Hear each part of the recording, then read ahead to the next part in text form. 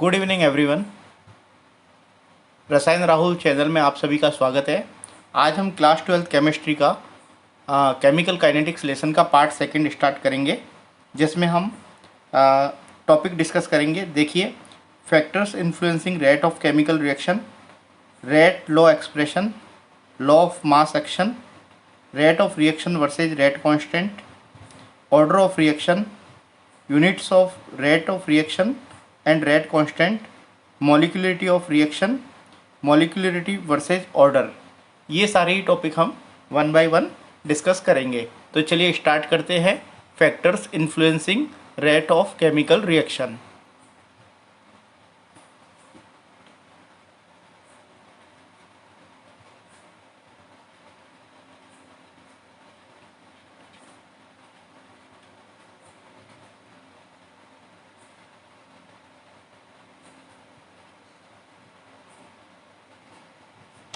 Factors influencing rate of chemical reaction.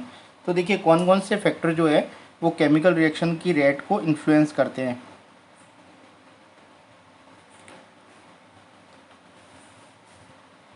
तो सबसे पहला फैक्टर है concentration of reactants and products.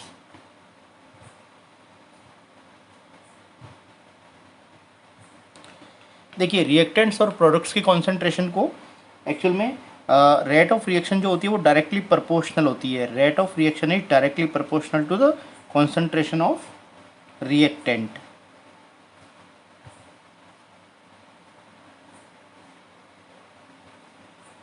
देखिए, किसी भी केमिकल रिएक्शन को जब स्टार्ट करते हैं तो क्या होता है कि टाइम के हिसाब से, टाइम के अकॉर्डिंग क्या होता है कि रिएक्टेंट की कॉन्सेंट्रेशन कम होती है और प्रोडक्ट की कॉन्सेंट्रेशन बढ़ती है।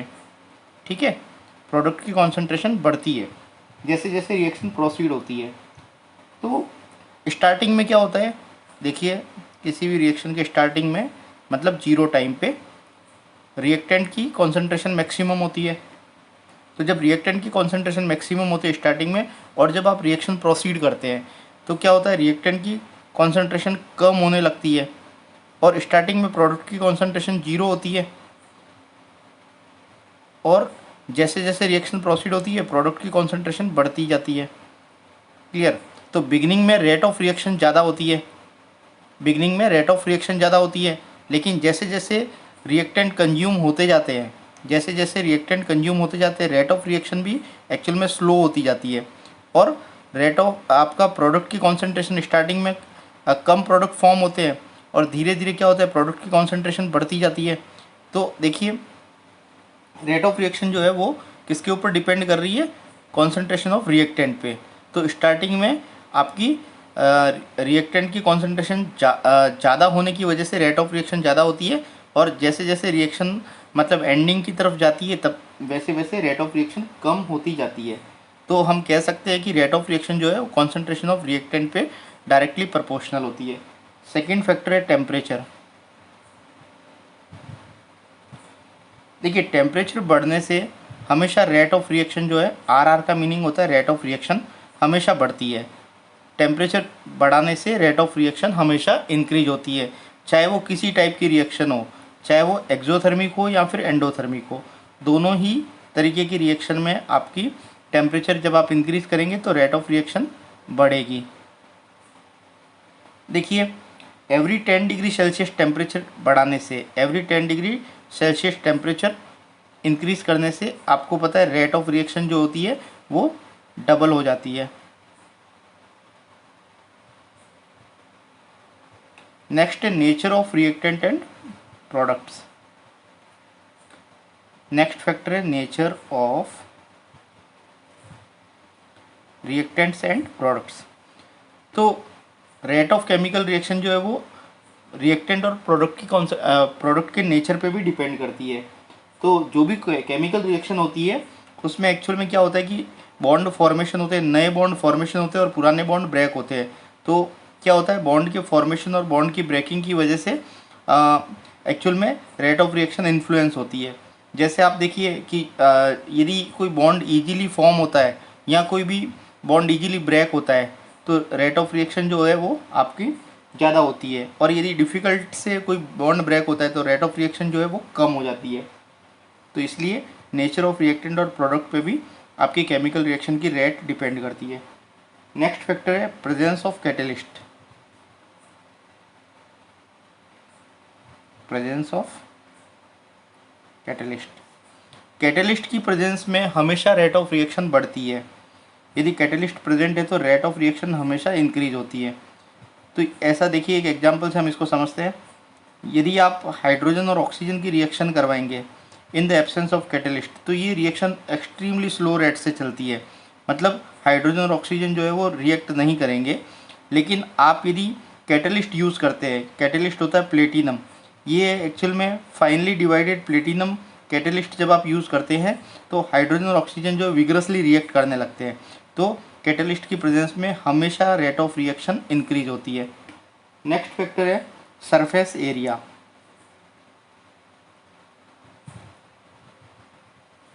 देखिए, सरफेस एरिया बढ़ने से रेट ऑफ रिएक्शन जो है वो हमेशा बढ़ती है। सरफेस एरिया बढ़ाने से rate of reaction always increase होती है।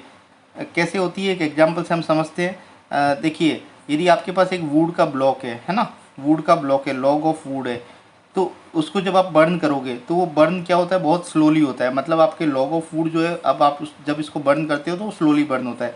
लेकिन इस वुड को यदि आप कट कर दोगे पीसेज में, छोटे छोटे पीसेज में कट करोगे, तो क्या होगा, ये जल्दी से बर्न होगा। तो ऐसा क्यों होता है, क्योंकि एक्चुअल में जब कट करोगे तो सरफेस एरिया जो है वो बढ़ जाएगा। सरफेस एरिया बढ़ने से रेट ऑफ रिएक्शन इंक्रीज हो जाएगी। तो इस तरीके से ये सारी फैक्टर्स जो है वो रेट ऑफ केमिकल रिएक्शन को इन्फ्लुएंस करते हैं। Concentration, temperature, nature of reactant and product, presence of catalyst and surface area. चलिए अभी हम बात करते हैं रेट लॉ एक्सप्रेशन की।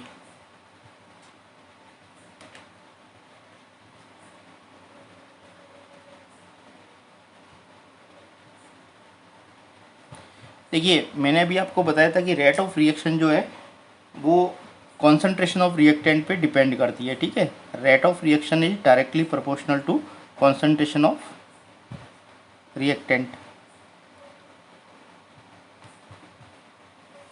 तो देखिए, जैसे जैसे रिएक्टेंट की कॉन्सेंट्रेशन कम होती जाएगी वैसे वैसे रेट ऑफ रिएक्शन कम होती जाएगी। इनिशियली जब रिएक्टेंट की कॉन्सेंट्रेशन ज़्यादा होती है तो रेट ऑफ रिएक्शन ज़्यादा होती है। तो हम कह सकते हैं कि रेट ऑफ रिएक्शन जो है वो आपके कॉन्सेंट्रेशन ऑफ रिएक्टेंट के डायरेक्टली प्रोपोर्शनल होता है। तो अब देखिए, हम लॉ ऑफ मास एक्शन की बात करते हैं। ठीक है, तो हम इसको समझते हैं, रेट लॉ एक्सप्रेशन को हम लॉ ऑफ मास एक्शन से समझते हैं। लॉ ऑफ मास एक्शन, देखिए लॉ ऑफ मास एक्शन क्या होता है, ये एक रिलेशनशिप होती है रेट ऑफ रिएक्शन और कॉन्सेंट्रेशन ऑफ आपके molar concentration of reacting species के बीच में। तो रिलेशनशिप किस किस के बीच में होती है, रेट ऑफ रिएक्शन की रिलेशनशिप होती है आपकी molar concentration of reacting species से।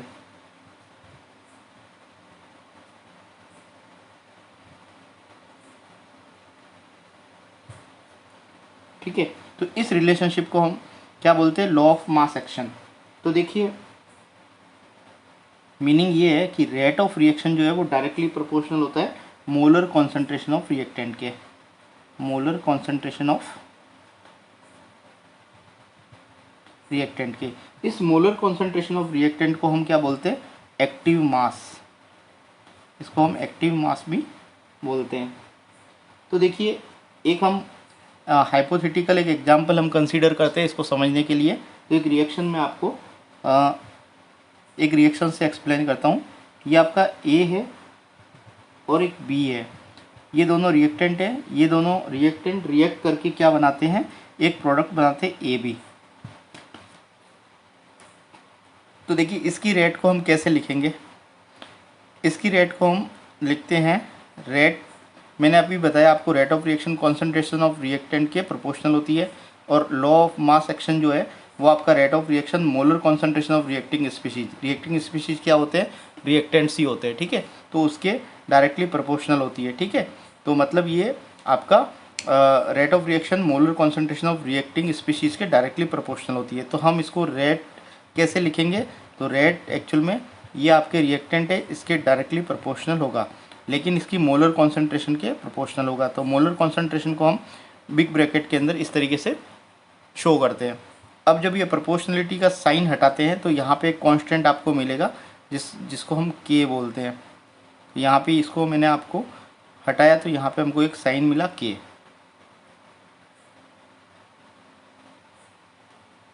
अब देखिए इस के को, ये एक प्रोपोर्शनलिटी कांस्टेंट है, ठीक है, ये क्या है, प्रोपोर्शनलिटी कांस्टेंट है। इसको हम रेट कांस्टेंट भी बोलते हैं, या फिर इसको हम वेलोसिटी कांस्टेंट भी बोलते हैं।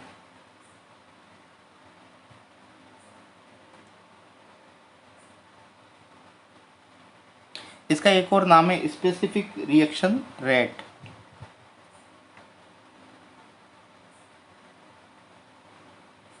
ओके, देखिए यदि ए और बी की कॉन्सेंट्रेशन यूनिटी हो जाए, है ना, यदि इसकी कॉन्सेंट्रेशन यदि यूनिटी के इक्वल होगा तो रेट ऑफ रिएक्शन क्या होगी, आपके रेट कांस्टेंट के इक्वल हो जाएगी।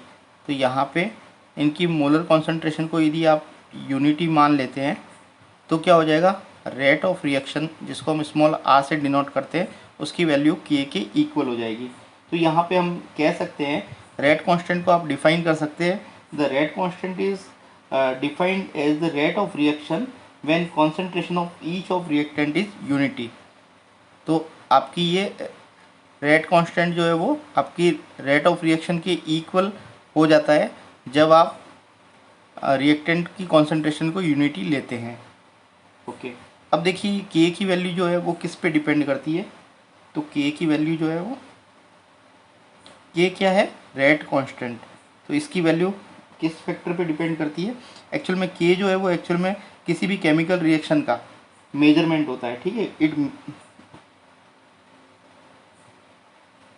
Measure of the reaction, rate of reaction, ठीक है, किसी भी केमिकल रिएक्शन में एक्चुअल में रेट ऑफ रिएक्शन का मेजर हम किससे करते हैं, के की वैल्यू से। अब देखिए जब के की वैल्यू ज़्यादा होती है, ठीक है, तो रिएक्शन जो है वो फास्ट होती है, के की वैल्यू कम होने पे रिएक्शन स्लो होती है, इसीलिए तो इसको रेट ऑफ रिएक्शन का मेजर करती है, ठीक है, क्योंकि रेट ऑफ रिएक्शन के की वैल्यू पे डिपेंड कर रहा है, के की वैल्यू पे डिपेंड कर रहा है। के की वैल्यू ज़्यादा होने पर रिएक्शन जो है रेट ऑफ रिएक्शन बढ़ जाती है, के की वैल्यू कम होने पर रेट ऑफ रिएक्शन कम हो जाती है, ठीक है। तो डिफरेंट रिएक्शन के लिए के की वैल्यू डिफरेंट होती है, ठीक है। तो डिफरेंट रिएक्शन हैव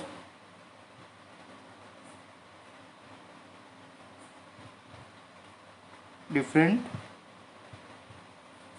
के वैल्यू, डिफरेंट रिएक्शन के लिए के की वैल्यू डिफरेंट होती है।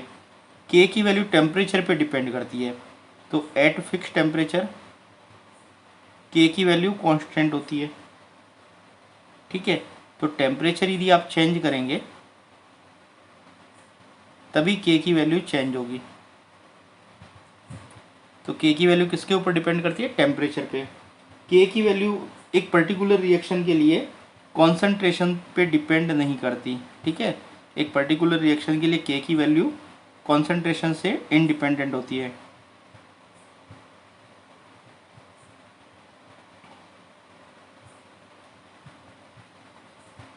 तो ये आपको कैरेक्टरिस्टिक्स जो है के आपको समझ में आ गए होंगे। देखिए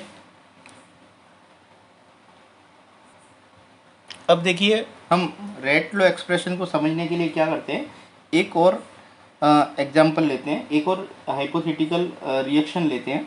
तो देखिए मैं एक हाइपोथेटिकल रिएक्शन ले रहा हूँ और उससे मैं रेट लॉ एक्सप्रेशन को आपको एक्सप्लेन करूँगा। तो यहाँ पे मैं स्टाइकियोमेट्रिक कोफिशिएंट के साथ में ले रहा हूँ। तो स्मॉल ए स्टाइकियोमेट्रिक कोफिशिएंट है ए का, ठीक है, स्मॉल बी जो है वो कैपिटल बी का आपके मोल्स है, और स्मॉल सी कैपिटल सी के मोल्स है, ठीक है, स्मॉल डी कैपिटल डी के मोल्स है। तो इस तरीके से जो है ये एक रिएक्शन है, ठीक है। अब इस रिएक्शन की रेट को कैसे लिखेंगे, जैसे अभी मैंने आपको सिखाया था, जो रेट ऑफ रिएक्शन होती है वो आपकी किसी कॉन्सेंट्रेशन ऑफ रिएक्टेंट के प्रोपोर्शनल होती है, ठीक है। लेकिन वहाँ पे हमने क्या किया था, इसका एक एक मोल ही लिया था। यहाँ पे हमने क्या किया, इसके स्टोइकियोमेट्रिक कोफिशिएंट के साथ में इसको लिखा है। तो रेट को हम किस तरीके से लिखेंगे, तो रेट को पहले हम प्रोपोर्शनलिटी का साइन लगा के लिखते हैं, ए की कॉन्सेंट्रेशन। अब देखिए जो स्टोइकियोमेट्रिक कोफिशिएंट है वो उसकी पावर में चले जाते हैं, लेकिन यहाँ पे मैं कुछ और वैल्यू लिख रहा हूँ। सपोज कीजिए यहाँ पे एक्स वैल्यू लिखी, ठीक है, और यहाँ पे इस बी की मैंने वैल्यू लिखी वाई। तो मैंने स्टोइकियोमेट्रिक कोफिशिएंट की वैल्यू के इक्वल नहीं लिखा। तो एक्स और वाई जो है एक्चुअल में ऐसी क्वांटिटी है जिसकी वैल्यू जो है आपके स्टोइकियोमेट्रिक कोफिशिएंट के इक्वल भी हो सकती है और डिफरेंट भी हो सकती है, इसीलिए मैंने एक्स और वाई लिखा। ये ऑलवेज स्टोइकियोमेट्रिक कोफिशिएंट के इक्वल नहीं होता, ठीक है। तो एक्स की वैल्यू जो है वो आपकी ए के इक्वल भी हो सकती है और ए के इक्वल नहीं भी हो सकती, ठीक है। वाई की वैल्यू जो है वो बी के इक्वल हो भी सकती है और वाई की वैल्यू बी के इक्वल नहीं भी हो सकती। अभी मैं इसको एक्सप्लेन करूँगा कि ऐसा क्यों हो रहा है, हमने ये क्यों लिखा। तो देखिए हम यहाँ पे रेट को लिखते हैं। तो रेट कैसे लिखेंगे, यहाँ पे प्रोपोर्शनलिटी का साइन हटाएंगे तो एक वैल्यू आएगी रेट कांस्टेंट। इस तरीके से हम इसको लिखेंगे। तो यहाँ पे रेट को कैसे लिख सकते हैं हम, ये आपके रिएक्टेंट की, ये आपके रिएक्टेंट है, ठीक है। तो रिएक्टेंट को मैं आर से डिनोट करता हूँ। तो रिएक्टेंट की कॉन्सेंट्रेशन कम हो रही है तो मैं यहाँ पे नेगेटिव साइन यूज़ करूँगा और यहाँ पे मैं क्या करूँगा, इसको कॉन्सेंट्रेशन में चेंज है ना रिएक्टेंट की D R upon D T ऐसे लिखूँगा मैं। कैसे, ये कैसे होगा, के ए की पावर एक्स और बी की पावर वाई। तो इस रेट की जगह पे मैंने ये लिखा। अभी एक एग्जांपल से हम इसको समझते हैं, रेट ऑफ रिएक्शन को हम एक एग्जांपल से समझते हैं, ठीक है। तो एक एग्जांपल ले रहा हूँ मैं।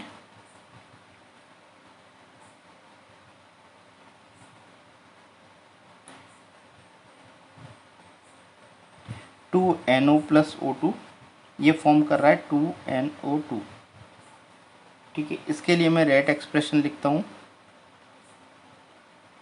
तो रेट एक्सप्रेशन क्या होगा, कॉन्सेंट्रेशन ऑफ रिएक्टेंट के प्रोपोर्शनल होती है। तो मैं डायरेक्ट इसको KNO और यहाँ पे ये स्टोइकियोमेट्रिक कोफिशिएंट जो है वो पावर में चले जाते हैं, तो यहाँ पे मैं इसको पावर पे ले लिया यहाँ पे। लेकिन O2 का आपका मतलब फर्स्ट पावर में है, तो यहाँ पे O2 की कॉन्सेंट्रेशन को मैं यहाँ पे फर्स्ट पावर लिख भी सकते हैं और नहीं भी लिख सकते, ठीक है। तो रेट ऑफ रिएक्शन जो है वो किसके ऊपर डिपेंड कर रही है, NO की, मतलब NO की सेकंड पावर पे, NO के स्क्वायर पे डिपेंड कर रही है, ठीक है।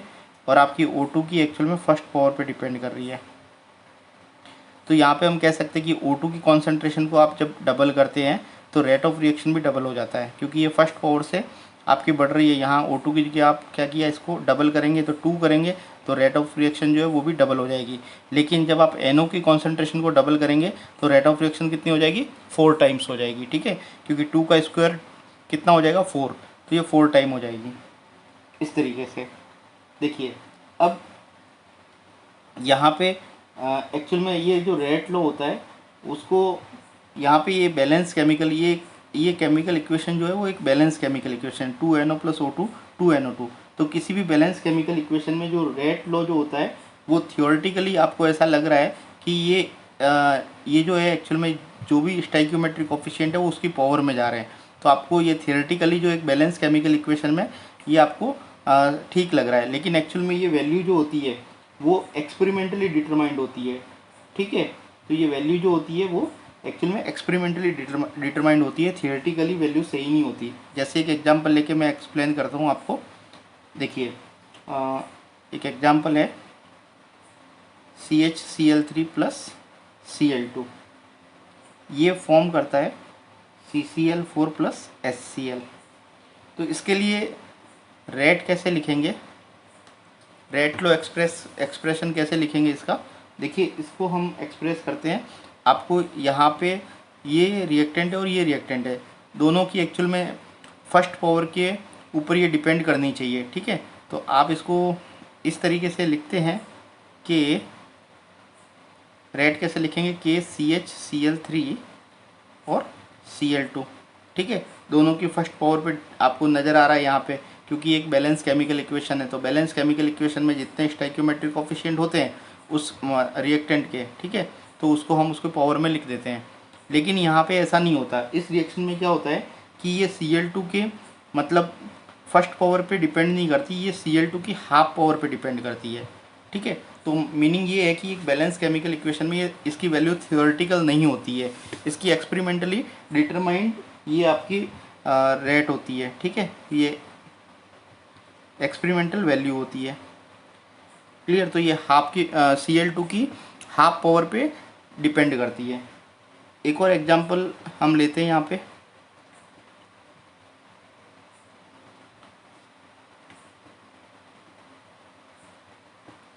ये आपका एस्टर है CH3CO C2H5 वाटर से रिएक्ट करता है और आपकी एसिटिक एसिड और एल्कोहल बनाता है। अब इसकी रेट को कैसे एक्सप्रेस करेंगे, तो इन जनरल हम रेट को एक्सप्रेस करते हैं ये रिएक्टेंट है इन दोनों की। एक्चुअल में ये बैलेंस केमिकल इक्वेशन है, तो यहाँ पे इसके स्टोइकियोमेट्रिक कोफिशिएंट 1 है, तो हम इन जनरल इसको इस तरीके से लिखते हैं कि रेट ऑफ रिएक्शन डिपेंड करेगी CH3CO C2H5 की 1 पावर पे और आपका H2O की 1 पावर पे। तो लिखने की 1 जब पावर होती है तो उसको लिखने की ज़रूरत नहीं होती, लेकिन ये थियोरेटिकली सही है, लेकिन ऐसा नहीं होता है। यहाँ पे कॉन्सेंट्रेशन जो होती है रेट ऑफ रिएक्शन H2O की कॉन्सेंट्रेशन पे डिपेंड नहीं करती है। ठीक है, तो इसकी पावर 0 होते हैं, तो ये एक्सपेरिमेंटली डिटरमाइंड होता है। ठीक है, तो एक्सपेरिमेंटली आपका क्या होता है, ये H2O की वैल्यू पर डिपेंड नहीं करती। इसीलिए मैंने यहाँ पे एक्चुअल में यहाँ पे स्टोइकियोमेट्रिक कोफिशिएंट के इक्वल हो भी सकता है। यहाँ पे मैंने ये रेट का एक्सप्रेशन जो लिखा है A की पावर x और B की पावर y लिखा, तो ये x और y की जो वैल्यू है वो एक्चुअल में क्या होता है, स्टोइकियोमेट्रिक कोफिशिएंट के इक्वल हो भी सकती है x की वैल्यू, और y की वैल्यू भी स्टोइकियोमेट्रिक कोफिशिएंट के इक्वल हो भी सकती है, लेकिन नहीं भी हो सकती। तो यहाँ पे आप देख रहे हो इस रिएक्शन में स्टोइकियोमेट्रिक कोफिशिएंट के इक्वल नज़र आ रही है आपको बैलेंस केमिकल इक्वेशन में, और इन दोनों एग्जाम्पल में आपको स्टोइकियोमेट्रिक कोफिशिएंट की इक्वल वैल्यू नहीं होती है। तो एक्चुअल में इसका मीनिंग ये है कि जो रेट होती है वो आपकी एक्सपेरिमेंटली डिसाइडेड वैल्यू होती है, ये थियोरेटिकली नहीं होती।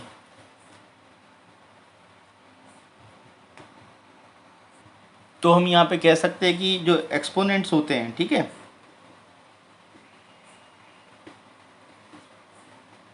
कॉन्सेंट्रेशन के,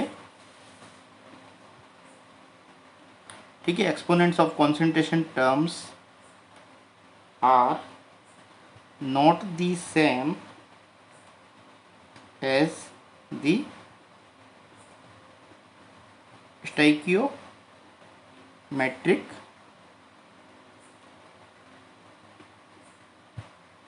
कोफिशिएंट। तो ये कॉन्सेंट्रेशन टर्म के जो आपको कॉन्सेंट्रेशन टर्म के एक्सपोनेंट्स है, ये स्टोइकियोमेट्रिक कोफिशिएंट के इक्वल नहीं होते। यहाँ पे स्टोइकियोमेट्रिक कोफिशिएंट 1 है और यहाँ पे इसका एक्सपोनेंट हाफ की पावर में है।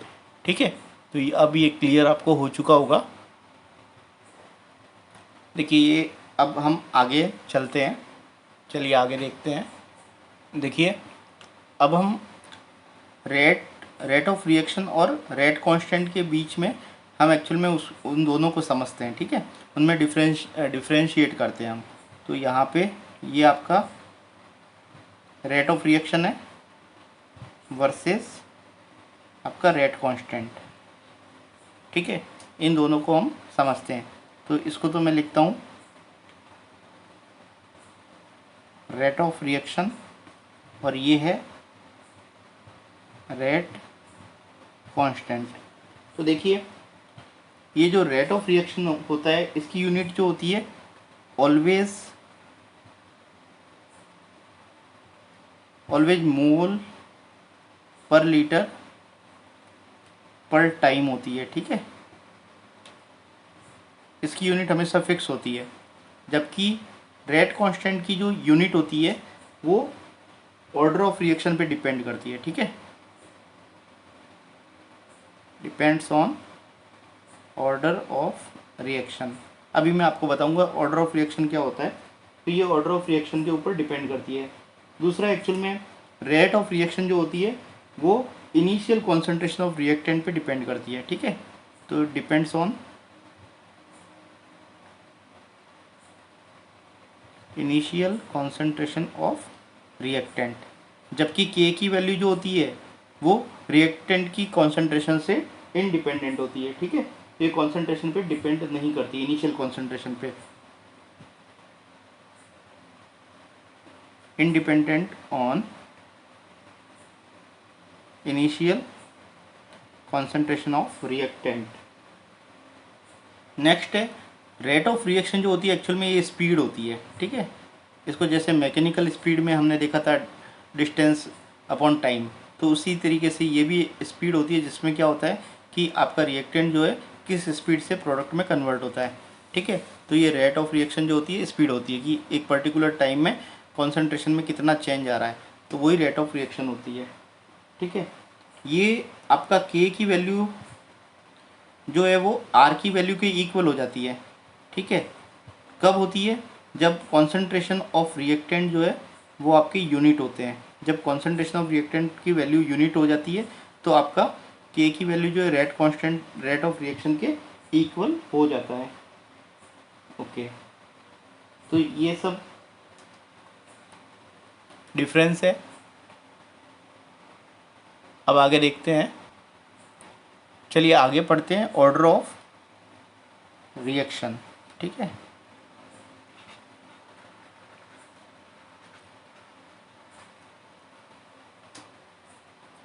देखिए ऑर्डर ऑफ रिएक्शन को समझने के लिए मैं फिर से एक रेट एक्सप्रेशन को लेता हूँ। तो रेट क्या है,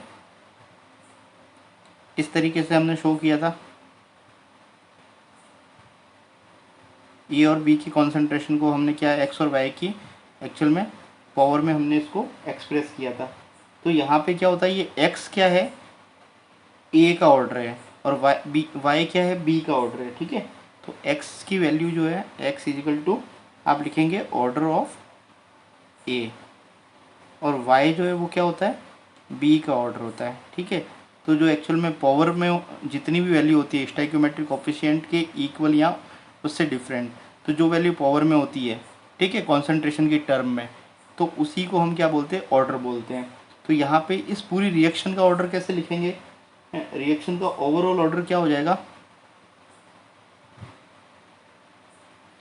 पूरी रिएक्शन का ओवरऑल ऑर्डर जो होगा, जितनी भी आपकी रिएक्टिंग स्पीशीज होती है उसकी कॉन्सेंट्रेशन का उनकी कॉन्सेंट्रेशन की जितनी भी पावर होती है उन सबको आप सम कर देंगे तो वो पूरी रिएक्शन का ओवरऑल ऑर्डर हो जाएगा। तो देखिए ऑर्डर ऑफ रिएक्शन को हम कैसे लिखते हैं, the sum of power of the concentration of reactant in the rate law expression is called the order of reaction. तो यहाँ sum of the power of concentration of reactant वही order होती है। ठीक है, the sum of the power of the concentration of reactant. ठीक है, तो जितने भी रिएक्टेंट होती है उन सब का रिएक्टेंट की कॉन्सेंट्रेशन का जो पावर होता है उसका सम जो होता है उसी को हम ऑर्डर बोलते हैं। अब आगे देखते हैं इसको, देखिए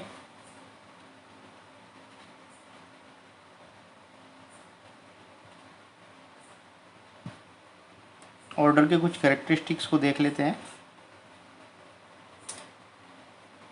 देखिए ऑर्डर जो है वो 0 1 2 3 ये एक्चुअल में या फिर ये फ्रैक्शन में भी हो सकते हैं। ठीक है, और इन फ्रैक्शन, तो ऑर्डर की वैल्यू 0 भी हो सकती है, ऑर्डर की वैल्यू 1 भी हो सकती है, 2 भी हो सकती है, 3 भी हो सकती है, या फ्रैक्शन में भी हो सकते हैं। ठीक है, तो जीरो ऑर्डर का मीनिंग क्या होता है, यदि ऑर्डर 0 इसका मीनिंग होता है कि आपकी रेट ऑफ रिएक्शन जो होती है वो कॉन्सेंट्रेशन पे इंडिपेंडेंट होती है, रिएक्टेंट की कॉन्सेंट्रेशन पे। जीरो ऑर्डर का मीनिंग ये होता है कि रेट ऑफ रिएक्शन जो है, देखिए इस तरीके से लिखते हैं। ठीक है, तो जीरो ऑर्डर के लिए हम क्या करेंगे, यहाँ इसकी पावर पे 0 लिख देंगे। ठीक है, तो यहाँ पे जीरो ऑर्डर का मीनिंग ये है कि रेट ऑफ रिएक्शन जो है वो आपका रिएक्टेंट की कॉन्सेंट्रेशन पे डिपेंड नहीं करता। ओके, नेक्स्ट देखिए, ये प्योरली एक्सपेरिमेंटल वैल्यू होती है। ठीक है, ये क्या होती है,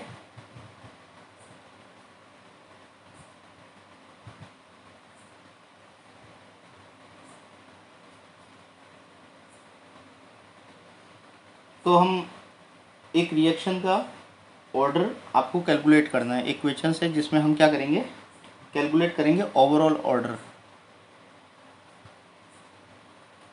आपको फाइंड आउट करना है, आपके पास में रिएक्शन है इस तरीके से, आपके पास में रिएक्शन है ए की पावर हाफ, बी की पावर हाफ, बी की पावर 3/2, ठीक है। और एक और रिएक्शन है आपके पास जिसकी रेट इस तरीके से दे रखी है, रेट इजकल टू के, ए की पावर 3/2 और बी की पावर -1।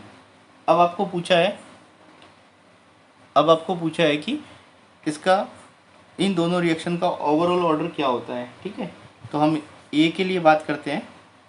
तो आपको पता है कि ओवरऑल ऑर्डर जो होता है उसकी जो मतलब इंडिविजुअल जितने भी आपके रिएक्टिंग स्पीशीज होती है उनकी कॉन्सेंट्रेशन की जो पावर होती है उन सब का सम जो है ना, तो इंडिविजुअल पावर को आप सम कर देंगे। जैसे order, overall order x + y हमने किया था, तो यहाँ पे देखिए हाफ प्लस 3/2, हाफ प्लस 3/2, तो ऑर्डर कितना आ गया आपका 2। तो ये रिएक्शन कैसी है, सेकंड ऑर्डर की रिएक्शन है, सेकंड ऑर्डर रिएक्शन है। अब इसका ऑर्डर आप निकालेंगे तो ऑर्डर यहाँ पे भी क्या होगा, x + y होगा ओवरऑल ऑर्डर, ठीक है।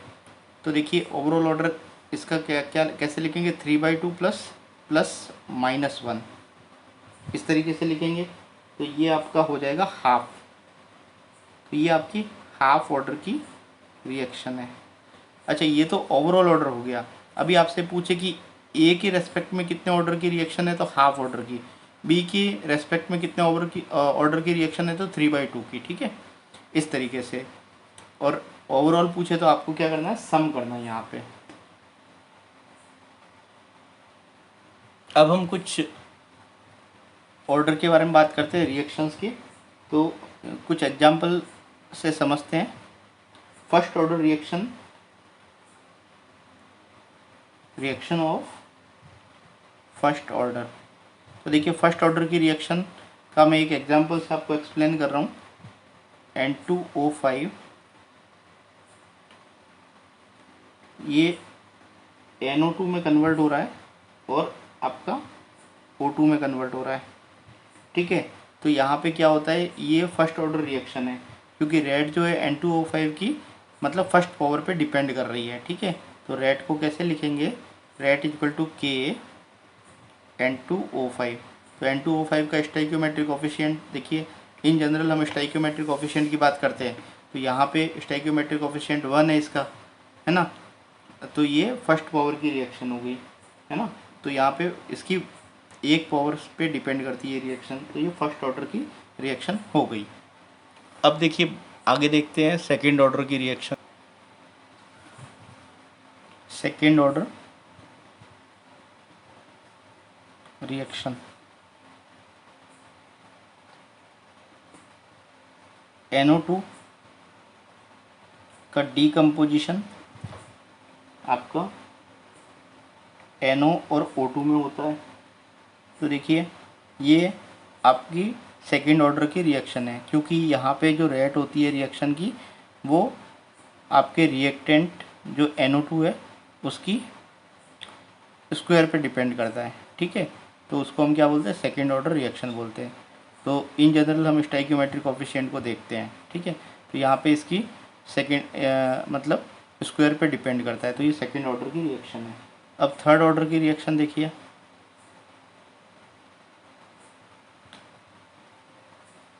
जितने भी रिएक्टिंग स्पीशीज होती है उनकी पावर को सम करना है। तो देखिए थर्ड ऑर्डर की रिएक्शन NO + O2, ये बैलेंस केमिकल इक्वेशन में आपको पता चलता है, फॉर्म करता है 2NO2। तो रेट ऑफ रिएक्शन कैसे लिखेंगे, के NO का क्या करेंगे हम स्क्वायर में लिखेंगे और O2 को हम एज इट इज लिखेंगे। तो ये एक्चुअल में 2 की पावर ये है और 1 की पावर ये है, तो टोटल कितना है, मतलब थ्री ऑर्डर की रिएक्शन है। तो 3 ऑर्डर की रिएक्शन है, इसलिए इसको थर्ड ऑर्डर ऑफ रिएक्शन बोलते हैं। नेक्स्ट देखिए फ्रैक्शनल ऑर्डर के बारे में बात करते हैं हम, है ना। तो reaction of fractional order, fractional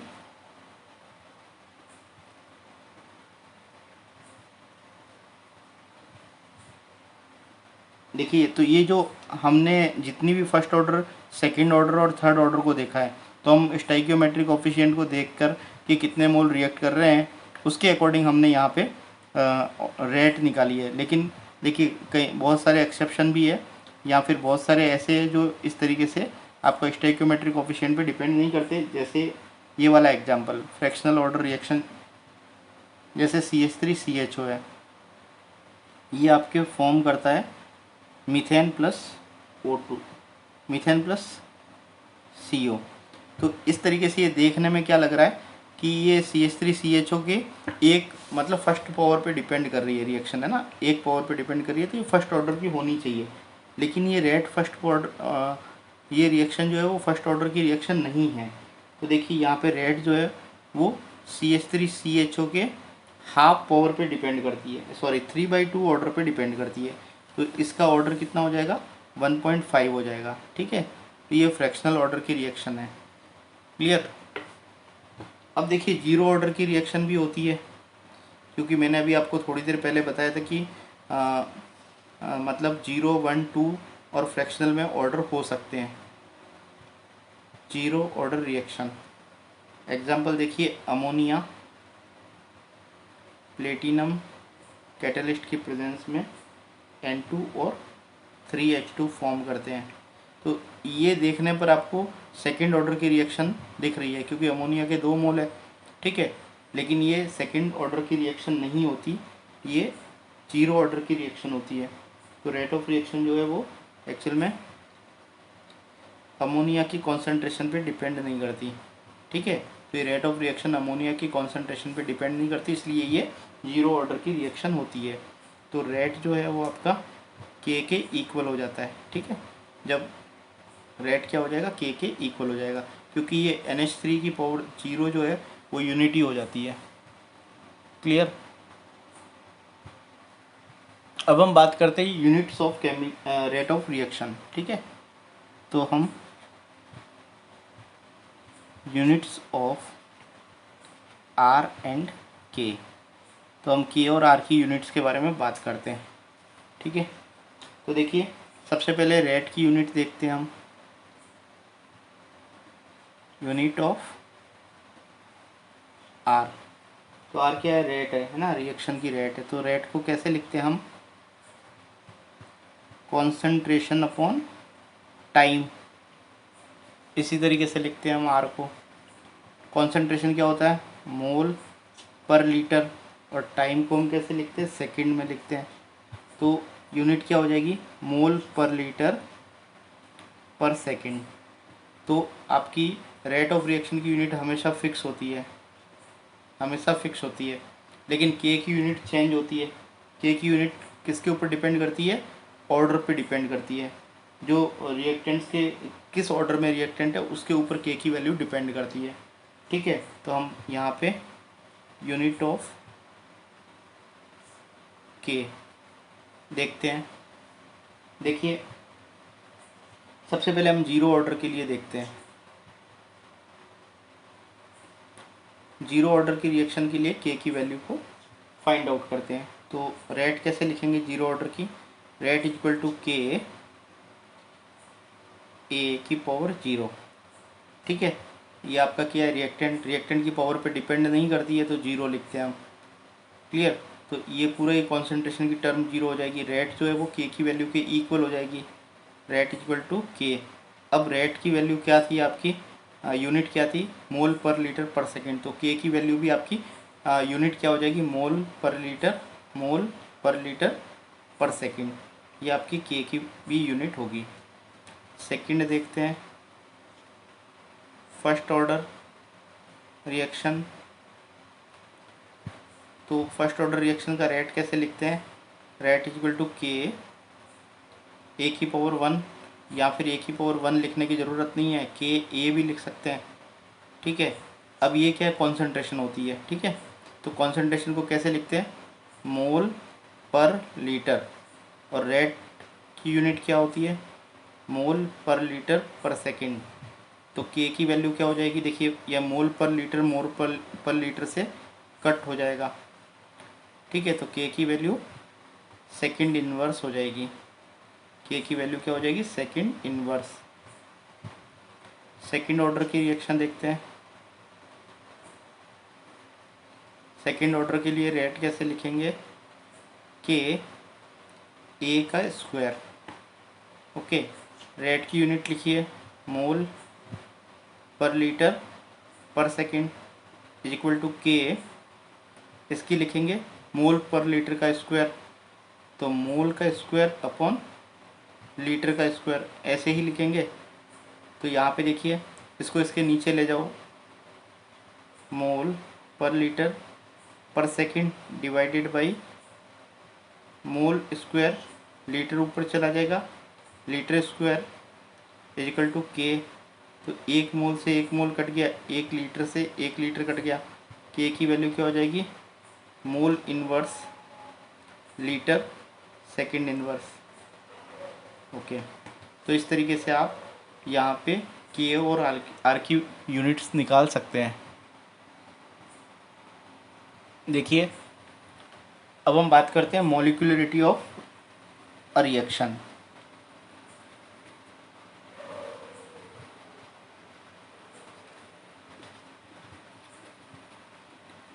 देखिए किसी भी केमिकल रिएक्शन को होने के लिए क्या होना चाहिए कि रिएक्टेंट जो है वो आपस में कोलाइड करने चाहिए। ये रिएक्टेंट दूसरे रिएक्टेंट से कोलाइड करेगा और ये आपका तीसरा रिएक्टेंट है। तो इस तरीके से जो है रिएक्टेंट्स आपस में टकराने चाहिए, कोलाइड करने चाहिए, तभी वो रिएक्शन जो है केमिकल रिएक्शन जो है वो प्रोसीड होती है या केमिकल रिएक्शन संपन्न होती है। तो कोलिजन थियरी के अकॉर्डिंग क्या होता है कि किसी भी रिएक्शन को होने के लिए रिएक्टेंट से मॉलिक्यूल आपस में कोलाइड करने चाहिए। ओके, तो यहाँ पे हम इसकी डेफिनेशन को कैसे लिखेंगे, the number of reacting species, the number of reacting species which collide simultaneously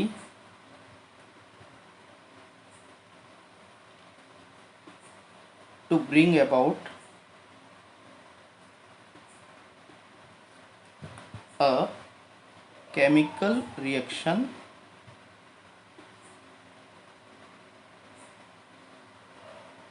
is called molecularity of reaction, is called molecularity of reaction।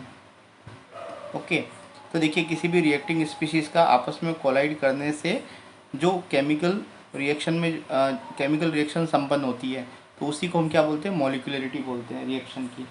तो जैसे देखिए एक एग्जांपल लेते हैं हम, यदि कोई डिकम्पोजिशन की रिएक्शन है तो डिकम्पोजिशन रिएक्शन में क्या होता है, एक सिंगल आपका कंपाउंड डिकम्पोज होता है, ठीक है।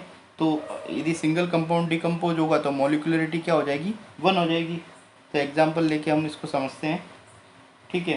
तो यहाँ पे मैं आपका H2O2 का डिकम्पोजिशन करता हूँ, तो H2O2 डिकम्पोज होगा H2O में और O2 में। तो ये रिएक्शन जो है वो आपका यूनिमोलिकुलर रिएक्शन है, ठीक है, क्योंकि यहाँ पे एक आपका H2O2 का एक मॉलिक्यूल डिकम्पोज हो रहा है, ठीक है। तो मॉलिक्यूलरिटी क्या होगी, ये रिएक्शन यूनिमोलिकुलर रिएक्शन है। अब हम दूसरी एक और रिएक्शन की बात करते हैं जिसमें 2 स्पीशीज़ कोलाइड कर रही है, ठीक है। क्योंकि मॉलिक्यूलरिटी के लिए क्या होता है कि मॉलिक्यूलरिटी क्या होती है कि आपके केमिकल चेंज होने के लिए रिएक्टिंग स्पीशीज़ का कोलाइड करना ज़रूरी है, आपस में टकराना ज़रूरी है। तो देखिए जब 2 स्पीशीज़ टकराएगी, HI के आपके 2 HI के मॉलिक्यूल्स रिएक्ट करेंगे और क्या बनाएंगे, H2 और O2। तो इसकी मॉलिक्यूलरिटी क्या होगी, 2 होगी, क्योंकि यहाँ पे 2 HI आपस में टकराते हैं और ये रिएक्शन बाइमोलिकुलर रिएक्शन होगी। अब ट्राईमोलिकुलर रिएक्शन में क्या होगा, 3 स्पीशीज होने चाहिए। देखिए 2NO + O2 ये क्या बनाएगा, NO2 फॉर्म करेगा। तो यहाँ पे 2 तो NO है और 1 O2 है, तो यहाँ पे टोटल 3 मॉलिक्यूल्स कोलाइड करेंगे, तो ये रिएक्शन ट्राईमोलिकुलर रिएक्शन होगी। तो इस तरीके से आप सोचते हैं कि मतलब टेट्रामोलिक्यूलर, पेंटामोलिक्यूलर, ऑक्टामोलिक्यूलर रिएक्शंस भी होनी चाहिए, मोलिकुलरिटी इतनी भी होनी चाहिए, लेकिन एक्चुअल में इतना होता नहीं है, ऐसा होता नहीं है। उसको मैं अभी आपको एक्सप्लेन करता हूँ कि कैसे ये नहीं होता, इससे ज़्यादा मोलिकुलरिटी क्यों नहीं होती। देखिए ऐसा नहीं होता, वो मैं एक एग्जांपल से आपको समझाता हूँ, ठीक है, कि ज़्यादा मोलिकुलरिटी क्यों नहीं होती है। तो एक एग्जांपल लेके मैं आपको एक्सप्लेन करता हूँ। ये आपका पोटेशियम क्लोरेट है, KClO3 फेरस सल्फेट से रिएक्ट करता है, FeSO4 के 6 एटम से रिएक्ट करेगा और H2SO4 के 3 मॉलिक्यूल से रिएक्ट करेगा। FeSO4 और H2SO4 ये सब रिएक्ट करके आपकी क्या बनाएंगे, KCl potassium chloride, iron sulphate, ठीक है, ये आयरन सल्फाइड बनाते हैं और 3 वाटर के मॉलिक्यूल बनाते हैं। तो इस तरीके से ये आपकी केमिकल रिएक्शन है। तो यहाँ पे कितने मॉलिक्यूल्स पार्टिसिपेट कर रहे हैं, KClO3 का 1, FeSO4 का 6 और H2SO4 का 3। तो इस तरीके से यहाँ पे 7 और 3 10। तो ये इसकी मॉलिकुलरिटी 10 होनी चाहिए, या फिर इसका ऑर्डर कितना होना चाहिए, इस रिएक्शन का ऑर्डर जो है वो 10 ऑर्डर की रिएक्शन होनी चाहिए, ठीक है। लेकिन ऐसा नहीं होता है, ये रिएक्शन जो है वो सेकंड ऑर्डर की रिएक्शन है। ये रिएक्शन कैसी है, सेकंड ऑर्डर की रिएक्शन है। तो ऐसा क्यों हुआ, एक्चुअल में ऐसा इसलिए होता है, मैंने आपको समझाया था 2 तरीके की रिएक्शन होती है। हमने स्टार्टिंग में बात की थी कि रिएक्शन जो है वो कितने टाइप की होती है, 2 टाइप की होती है। एक तो मैंने बात की थी एलिमेंट्री रिएक्शन की, और दूसरी बात की थी मैंने कॉम्प्लेक्स रिएक्शन की। तो जो एलिमेंट्री रिएक्शन होती है वो सिंगल स्टेप में कंप्लीट हो जाती है, लेकिन जो कॉम्प्लेक्स रिएक्शन होती है वो मोर देन 2 स्टेप में, या 2 से 2 और मोर देन 2 स्टेप्स में कंप्लीट होती है, ठीक है। तो ये रिएक्शन जो है वो कॉम्प्लेक्स रिएक्शन है, ये मोर देन 2 स्टेप में कंप्लीट होती है। तो यहाँ पे सेवरल स्टेप में ये रिएक्शन कंप्लीट होती है, ठीक है। और यहाँ पे इस रिएक्शन का जो रेट होता है वो कौन डिटरमाइन करता है, जो स्लोएस्ट स्टेप होता है, ठीक है। तो यहाँ पे रेट जो है इस रिएक्शन की, इस पूरी रिएक्शन की रेट को देखिए, इस पूरी रिएक्शन की रेट को कौन डिटरमाइन करता है, इस पूरी रिएक्शन की रेट को वो स्टेप डिटरमाइन करता है जो सबसे स्लोएस्ट स्टेप होता है। ये सेवरल स्टेप में होती है, और रेट डिटरमाइन करता है स्लोएस्ट स्टेप, ठीक है। इस स्लोएस्ट स्टेप को हम क्या बोलते हैं, रेट डिटरमाइनिंग स्टेप बोलते हैं।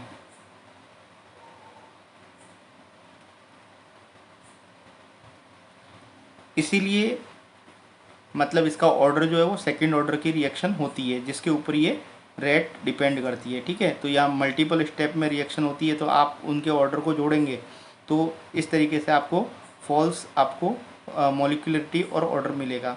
लेकिन जो रेट डिटरमाइनिंग स्टेप आप यदि फाइंड आउट करते हैं तो आपको समझ में आएगा कि रेट डिटरमाइनिंग स्टेप के अकॉर्डिंग जो है वो रिएक्शन का ऑर्डर होता है। तो कॉम्प्लेक्स रिएक्शन में ऐसा होता है, ठीक है। एक और एग्जांपल लेके हम इस चीज़ को समझते हैं। देखिए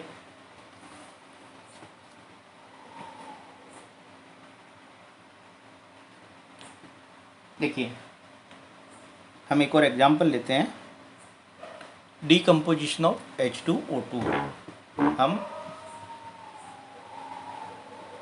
डीकम्पोजिशन ऑफ H2O2 उसको समझते हैं। तो H2O2 2 मॉलिक्यूल्स जो है आयोडाइड आयन की प्रेजेंस में एल्केलाई मीडियम में डीकम्पोज होके क्या बनाएंगे, वाटर बनाएंगे और ऑक्सीजन फॉर्म करेंगे, ठीक है। तो हिसाब से ये रेट ऑफ रिएक्शन कैसी होनी चाहिए, ये एक्चुअल में सेकंड ऑर्डर की रिएक्शन होनी चाहिए, ठीक है। और ये बाईमोलिकुलर रिएक्शन होनी चाहिए, क्योंकि H2O2 के 2 मोल्स रिएक्ट कर रहे हैं, बाईमोलिकुलर रिएक्शन है, इसका ऑर्डर सेकंड ऑर्डर की रिएक्शन होनी चाहिए ये। लेकिन ये रिएक्शन देखिए, इसको इसकी रेट को कैसे लिखेंगे हम, रेट जो है वो के, रेट जो है H2O2 पे भी डिपेंड करती है और आयोडाइड आयंस पे भी डिपेंड करती है, ठीक है। H2O2 और I- इन दोनों की कॉन्सेंट्रेशन पे डिपेंड करती है। तो तो H2O2 की फर्स्ट ऑर्डर पे डिपेंड करती है, I2 के भी फर्स्ट ऑर्डर पे डिपेंड करती है। इस तरीके से पूरी रिएक्शन का जो ऑर्डर होता है वो तो सेकंड ऑर्डर होता है, लेकिन यहाँ पे देखिए आप H2O2 के हिसाब से आपको लगता है कि ये सेकंड ऑर्डर की रिएक्शन होनी चाहिए, ठीक है, लेकिन H2O2 की एक्चुअल में सिंगल पावर पे ये रिएक्शन डिपेंड करती है। मतलब H2O2 का आप यदि नंबर डबल करेंगे, है ना, मतलब मोल्स डबल करेंगे तो रेट ऑफ रिएक्शन भी डबल होगी। यदि इसको 4 टाइम्स बढ़ाएंगे तो रेट ऑफ रिएक्शन 4 टाइम्स बढ़ जाएगी, ठीक है। जबकि यहाँ पे यदि सेकेंड ऑर्डर की होती तो H2O2 की रेट को डबल करते तो H2O2 की कॉन्सेंट्रेशन को डबल करते तो रेट 4 टाइम्स हो जाती। H2O2 की कॉन्सेंट्रेशन को 4 टाइम करते तो रेट 16 टाइम होनी चाहिए थी, लेकिन ऐसा नहीं होता। ये केवल इसके फर्स्ट ऑर्डर पे डिपेंड करती है, क्योंकि ये ऐसा इसलिए होता है क्योंकि ये कॉम्प्लेक्स रिएक्शन है, ठीक है। और कॉम्प्लेक्स रिएक्शन मैंने बताया था एक से ज़्यादा स्टेप में मतलब कंप्लीट होती है। तो हम देखते हैं इसके स्टेप्स को समझते हैं हम। तो देखिए H2O2 I माइनस की प्रेजेंस में आपका H2O फॉर्म करता है और IO माइनस फॉर्म करता है, ठीक है। दूसरा, ये H2O2 फिर से IO माइनस से रिएक्ट करेगा और ये बनाएगा आपका H2O I माइनस और O2। तो ये I माइनस जो फिर से आपको मिल जाएगा, ठीक है। तो यहाँ पे ये दो रिएक्शन हो रही है, दो स्टेप में रिएक्शन हो रही है, कॉम्प्लेक्स रिएक्शन है। तो यहाँ पे फर्स्ट स्टेप जो है वो स्लो स्टेप होता है, सेकंड स्टेप फास्ट स्टेप होता है।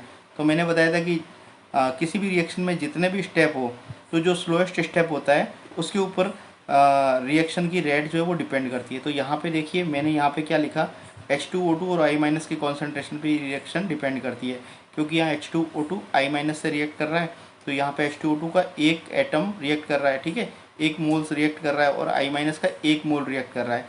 तो यहाँ पे एक्चुअल में इसके बिहाफ पे ये फर्स्ट ऑर्डर की रिएक्शन है, इसके बिहाफ पे फर्स्ट ऑर्डर की रिएक्शन है, जबकि H2O2 IO से जो रिएक्ट कर रहा है ये फास्ट रिएक्शन है। तो यहाँ पे इसके ऊपर जो है वो रेट ऑफ रिएक्शन डिपेंड नहीं करती है, ओके। तो अब आपको ये चीज़ समझ में आ गई होगी। अब हम बात करते हैं मॉलिक्यूलरिटी वर्सेस ऑर्डर की, ठीक है। अब हम बात करते हैं मॉलिक्यूलरिटी वर्सेस ऑर्डर।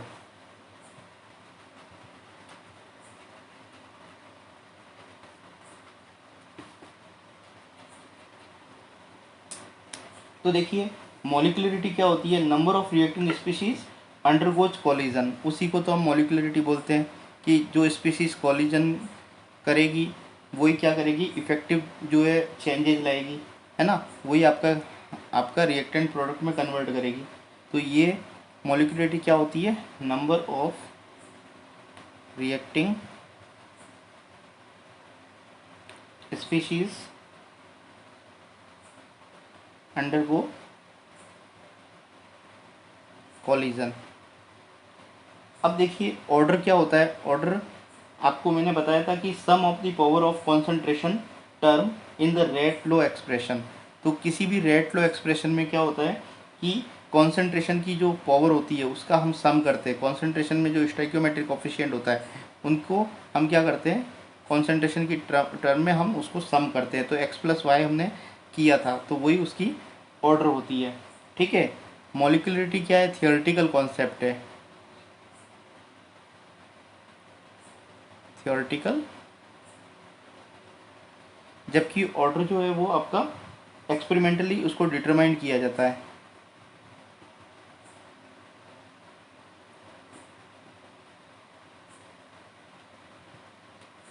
इसको एक्सपेरिमेंटली डिटरमाइन किया जाता है। इसकी वैल्यू जो होती है मॉलिक्यूलरिटी वो हमेशा होल वैल्यू होती है, ठीक है, ये कभी भी फ्रैक्शन में नहीं होती। जैसे होल में क्या हो सकता है आपका, सॉरी 1 2 3 ये आपके होल नंबर होते हैं इसका, जबकि ऑर्डर वो जो है वो आपके फ्रैक्शंस में भी हो सकते हैं, ठीक है। तो ऑर्डर जो है वो फ्रैक्शन में भी होते हैं, होल नंबर में भी होते हैं, मतलब ये कैसे भी हो सकते हैं।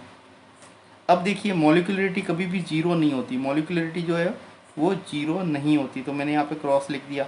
लेकिन ऑर्डर जो है वो आपका जीरो ऑर्डर की रिएक्शन होती है, ये हमने समझा था, ओके। तो इस तरीके से हम इसको डिफ्रेंशिएट कर सकते हैं।